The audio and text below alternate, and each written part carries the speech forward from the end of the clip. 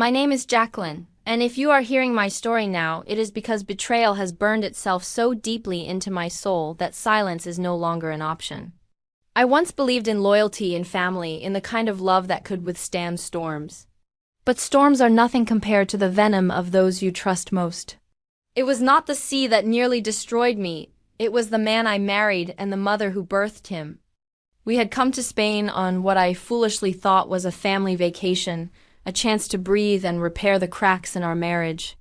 The coastal air near Valencia smelled of salt and citrus, the Mediterranean glittering like glass under the unforgiving sun. I remember feeling a strange unease even then, as though the land itself was whispering warnings I refused to hear. I was blinded by the hope that David and I could find our way back to the man and woman we once were. And yet, deep down, I think part of me knew the truth. Teresa had always wanted me gone.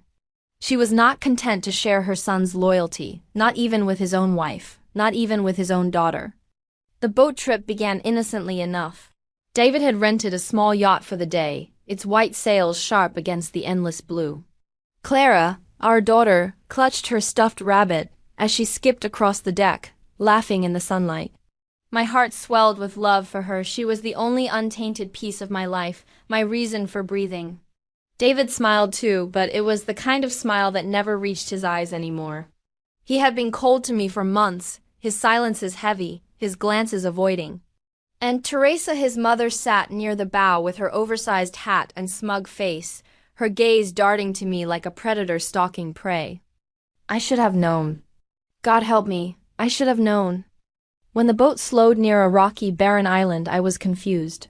David said something about exploring, about stretching our legs. Teresa chimed in sweetly, too sweetly, urging me to take Clara ashore and see the cliffs. I didn't sense the trap until it was too late. We climbed down, my daughter's small hand in mine, our feet crunching against sharp stone. And then, as I turned back to wave at David, the yacht began to drift away. At first I laughed, thinking it a mistake, thinking he was circling back. But the truth revealed itself in one brutal instant. He did not look back at me, he did not call out. He stood on the deck, rigid, staring ahead as though I were nothing. Teresa stood beside him, her lips curled into that hateful, triumphant smile. And in her eyes I saw the satisfaction of victory. My heart seized with panic. I screamed, my voice raw against the crashing surf. David, you can't leave us! Clara is here, your daughter is here, but nothing. He turned his back. I clutched Clara to my chest as she began to sob. The yacht grew smaller and smaller, its sails pulling it toward the horizon, until it vanished into the endless blue. The silence that followed was worse than any scream, worse than any storm. I was abandoned, discarded like a piece of rotten fruit left to rot on a deserted island with my daughter. For hours I paced the rocky shore, searching for any sign of rescue. Clara's tears soaked my blouse as I held her close, whispering lies of comfort. It's a mistake, I told her. He'll come back, he has to. But inside me the truth settled like a dagger. He would not return. My husband had chosen his mother over me. No, he had chosen her over his own child.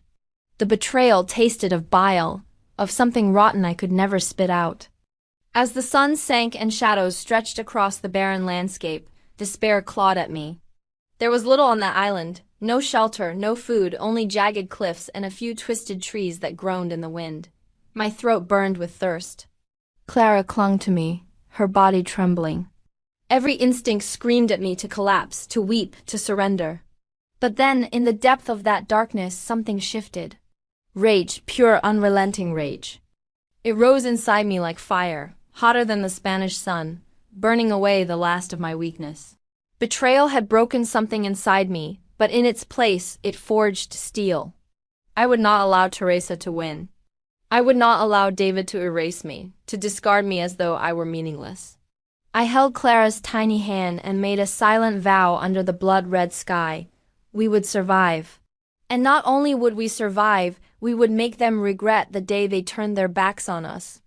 That night, with Clara asleep against my chest, I stared into the black sea and let the fury consume me.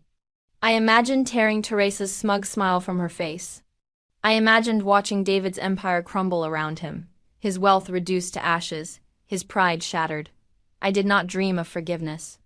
Forgiveness is a gift for the innocent. They were guilty. They deserved to suffer. I pressed my palm against the rough stone beneath me, grounding myself in the pain. The island would not be my grave. It would be my crucible. My enemies had unknowingly gifted me the greatest weapon, purpose, revenge. The hunger for it kept me alive. Sharper than hunger for food, stronger than thirst for water. Every heartbeat whispered the same promise: they will pay. By morning, I no longer felt like the woman who had boarded that yacht. Jacqueline the wife was gone. Jacqueline the abandoned fool was gone. In her place stood someone harder, someone who would not be broken again. Clara stirred in my arms, her innocent face streaked with dried tears, and I kissed her forehead. "We'll get out of here, my love," I whispered. "And when we do, they will regret the day they tried to erase us." The waves crashed like applause against the cliffs, as though the sea itself agreed with my vow. That was the day my old life ended, and the war for vengeance began. The first night on that cursed island nearly killed us. Clara cried herself to sleep, her little body curled against mine as the wind whipped across the cliffs. The ground was hard and jagged, cutting into my skin, and the salt spray stung every wound. I tried to shield her with my arms, but she trembled anyway. I had never felt so helpless, yet I could not let her see the cracks in me. I whispered promises I wasn't sure I could keep, telling her we would be safe soon, that someone would come. But inside, my heart knew better. No one was looking for us. David had made sure of that. By the second day, hunger clawed at my belly, sharp and merciless. My throat was dry, my lips split and bleeding from thirst. But I could not afford despair.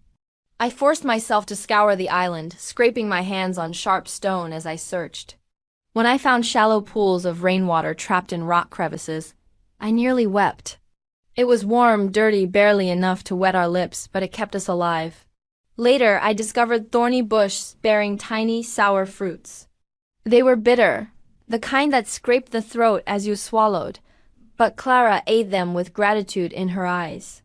Seeing her eat ignited something in me, fury not at the fruit's bitterness, but at the fact that my daughter was reduced to this, while her father feasted in Madrid with his beloved mother. On the third night, exhaustion weighed on me like chains. Clara whimpered in her sleep, murmuring for her father. The sound gutted me, but I steeled myself. David was dead to me. He had chosen his mother Teresa over us.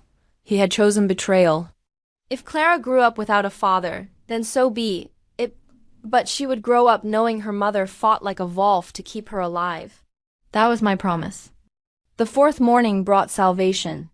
A boat appeared on the horizon, small but steady, a fisherman steering it toward the rocks. I ran to the edge of the shore, screaming until my voice was raw, waving with all the strength I had left. Clara clung to my waist, her tiny voice crying out too. The man saw us. He came closer, cautious but curious, until finally he threw down a rope and pulled us aboard. His name was Manuel, an old fisherman with weathered hands and kind eyes. He gave us real bread and water so cool it burned going down my throat. Clara devoured it greedily, crumbs spilling across her lap, and for the first time in days, I allowed myself to breathe. Manuel listened quietly as I explained, carefully omitting the betrayal. I told him only that my husband had abandoned us in anger, leaving us stranded. He shook his head in disgust, muttering under his breath about cowardly men. He brought us to Barcelona, and, as the city's skyline rose before me, I felt a strange mixture of relief and rage. Relief that Clara would sleep in a bed again. Rage that David and Teresa were likely dining on silver platters in Madrid, while I staggered ashore with nothing but a child and the will to survive. I sold the last pieces of jewelry I had managed to keep hidden, my wedding ring. A pair of earrings David had once bought me during a brief moment of affection. A thin bracelet my mother had given me before she passed. They fetched only $1,200, a pittance compared to what they were worth in memory. But it was enough to rent a small room in a crumbling house in the Gothic quarter. The plaster peeled from the walls, the pipes groaned, and the windows rattled in the wind, but it was shelter. It was ours.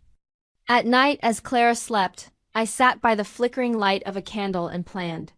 Revenge took root in my heart like ivy, wrapping itself tighter with each breath I drew.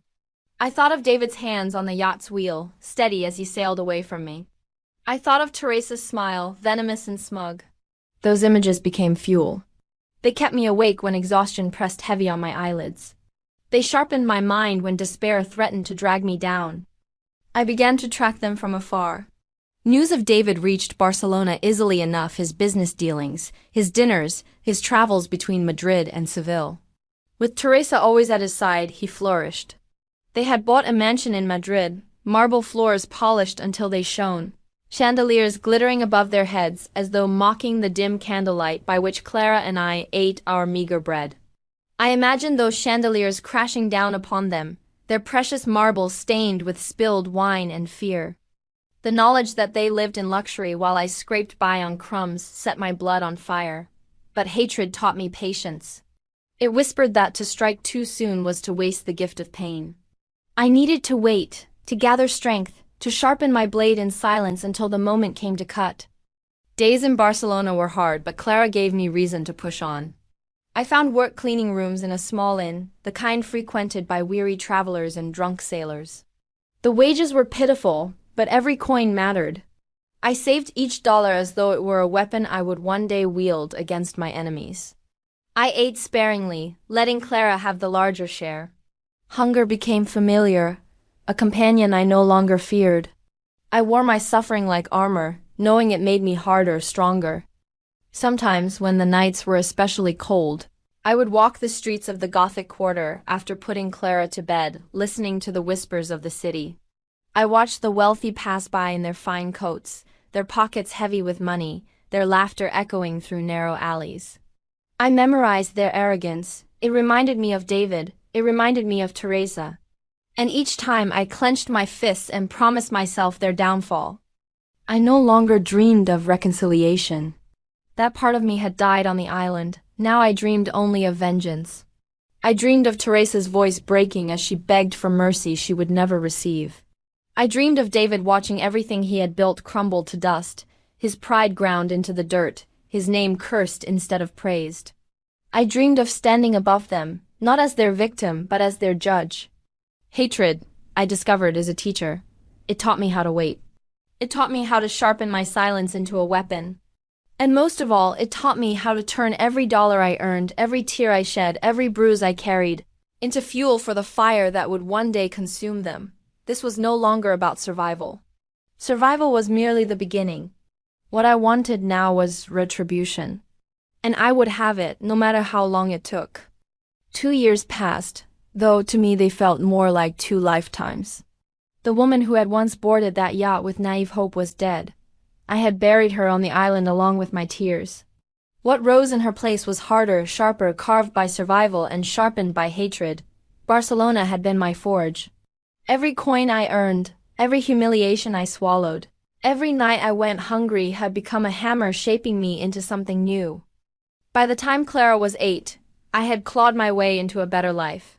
I no longer scrubbed floors or begged for scraps. Instead, I worked for Marc Delacroix, a French businessman whose dealings stretched from Spain to Canada and France. Marc was shrewd, but he trusted me more than anyone, perhaps because he sensed the steel in my spine. I kept his books, arranged his accounts, and learned the art of money, not just how to earn it, but how to hide it, how to move it, how to bleed a man dry without him realizing until it was too late. Knowledge is the sharpest weapon, sharper than knives, sharper than guns.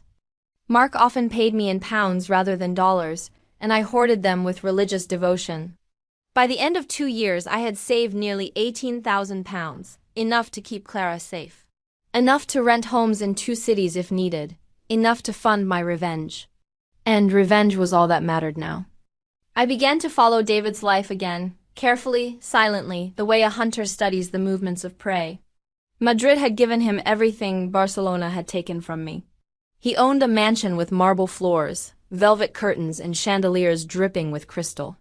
He entertained clients with expensive wine and finer cigars, pretending to be a man of dignity when in truth he was nothing but a cowardly fraud.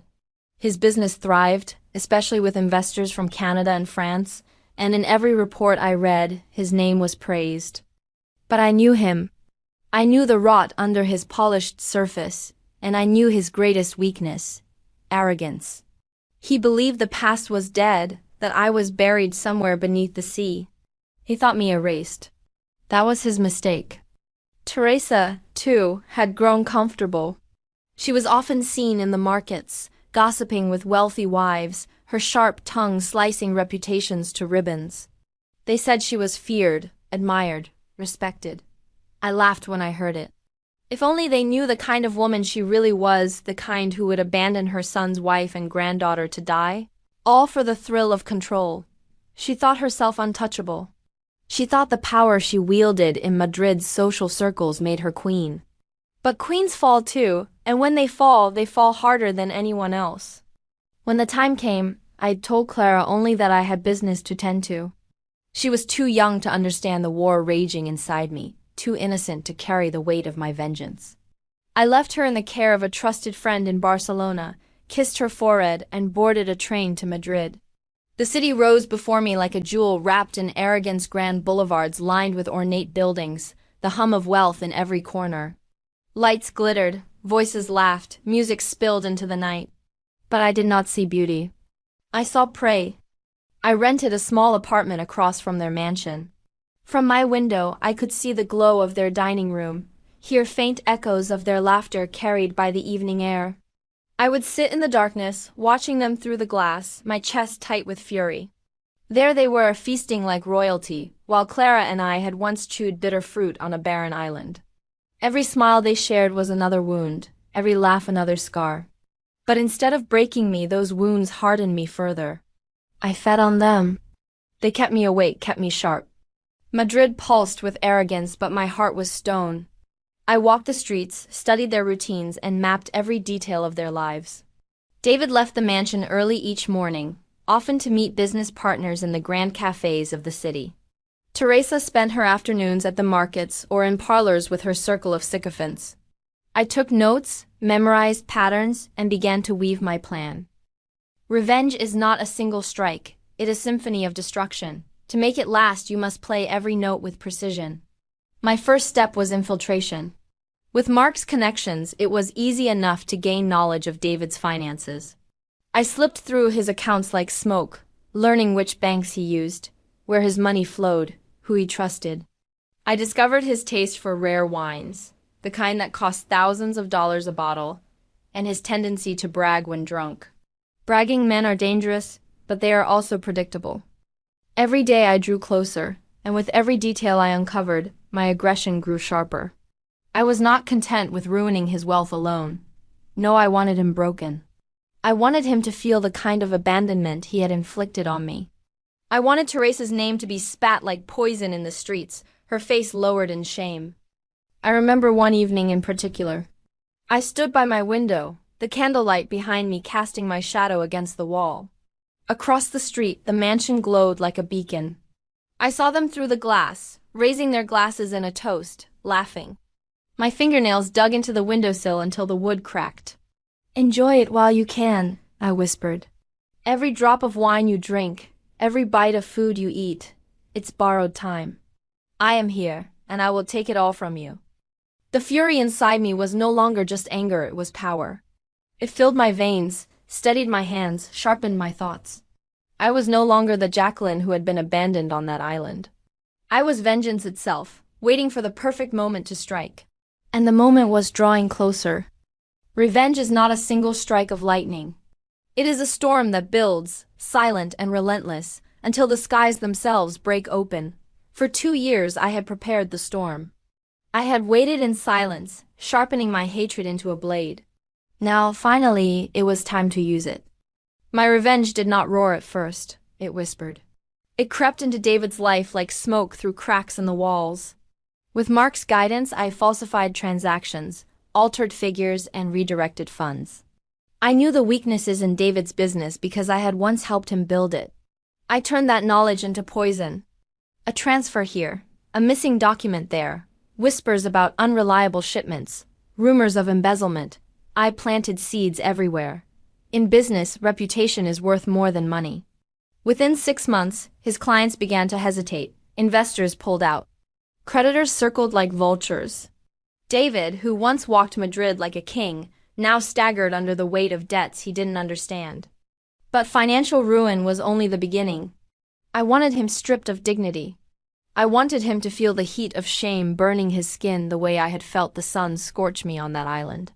For Teresa, I crafted a different torment. I paid a servant in her household to spread rumors, carefully chosen lies designed to pierce her pride. Gossip spreads faster than wildfire in Madrid's high society, and soon her name was on every tongue. They whispered of cruelty, of infidelity, of scandal. The same women who once bowed to her began to turn their backs. Invitations dried up. Eyes that once admired now judged. Teresa's proud shoulders sagged beneath the invisible weight of humiliation. She could not fight whispers, could not duel shadows. That was my design. I wanted her destroyed not by a single blow but by 1,000 cuts, each one deeper than the last. I watched from my apartment as the mansion dimmed. Nights once filled with laughter now echoed with silence. The chandeliers I had seen glittering through their windows grew dark. The carriages stopped arriving. Their wine cellar, once overflowing, emptied bottle by bottle. And still, I waited. Finally the moment came. Their empire lay in ruins. David's business had collapsed under the weight of debt, lawsuits, and suspicion. Teresa's reputation was ashes, her friends vanished like smoke. They were hollow now, shells of who they had once been. That was when I decided to confront them face to face. Not for mercy, not for closure. For victory. I entered the house one evening, no longer the glowing palace I had once watched from afar. The grand door creaked open with little resistance, its hinges rusted from neglect. Inside, the marble floors were cracked, the curtains moth-eaten, the air stale with dust. It was as if the house itself reflected their downfall. I found them in the dining room, though the word dining seemed a cruel joke. The long table, once set with silver and crystal, was bare except for 2 chipped plates and a single candle burning weakly. David sat slumped in his chair, his face gaunt, his eyes hollow. Teresa was beside him, clutching her pearls though they hung loose against her thin chest. When they saw me, they froze. David's eyes widened as though he were staring at a ghost risen from the sea. Teresa gasped, her hand flying to her throat. "You," she whispered, her voice trembling. "Yes," I said, stepping into the light. My voice was steady, sharper than any blade. "Me, the woman you left to die, the wife you betrayed, the mother of the child you abandoned. I am here." David pushed back his chair as if to rise, but his body betrayed him, weak, trembling. "Jacqueline," he stammered, "we thought you were gone. We thought—" "Spare me your lies," I spat. "You didn't think, you knew. You left us on that island. You chose her over me, over your own daughter. And now, you will remember me every time you look at what you've lost." Teresa shook her head violently. "You don't understand, it wasn't—" "Don't speak," I snapped, and the venom in my voice silenced her instantly. "You don't get to explain. You don't get to excuse. You condemned us, and now you live condemned." David reached a trembling hand toward me, as though touch could undo years of betrayal. I stepped back, revulsion burning through me. "Do not touch me, you are nothing to me." Less than nothing, a coward hiding behind his mother's skirts. Look at you now, stripped of wealth, stripped of pride. Tell me, David, does the silence of this house remind you of the silence on that island? When you left me screaming, begging you to come back. His face crumpled. Tears welled in his eyes, but I felt nothing. Not pity, not sorrow. Only the satisfaction of seeing him broken. Teresa tried once more, her voice trembling. "Jacqueline, please. We regret." "Regret?" I cut her off with a laugh, sharp and cruel. "You regret only because you've been caught, because the world turned its back on you. But you will never know the kind of regret I tasted when I held my daughter on that island, wondering if she would die in my arms. You will never feel the sun scorch your skin as you search for drops of water, praying your child survives another day. No, your regret is nothing compared to mine. And that is why this is justice." I turned, walking toward the door. Behind me, the silence was heavy, broken only by their shallow breathing. I did not need to strike them down. Their destruction was already complete. I had taken everything from them: wealth, reputation, dignity. What remained was nothing but hollow shells, left to wither in the ruins of their own making. As I stepped into the night air, I felt no guilt. No hesitation, only triumph. Madrid's streets stretched before me, alive with voices and music, but in my heart there was only stillness. The storm had broken, and I had won. When I returned to Barcelona, Clara looked at me with curious eyes. She was older now, wiser, but still innocent in ways I prayed she could remain. She asked me quietly, "Mama, do you regret what you did?" I pulled her close, kissed the top of her head, and whispered the only truth I had left: never. For vengeance is not weakness. Vengeance is survival sharpened into justice. And justice, when it is finally delivered, is the sweetest taste in the world.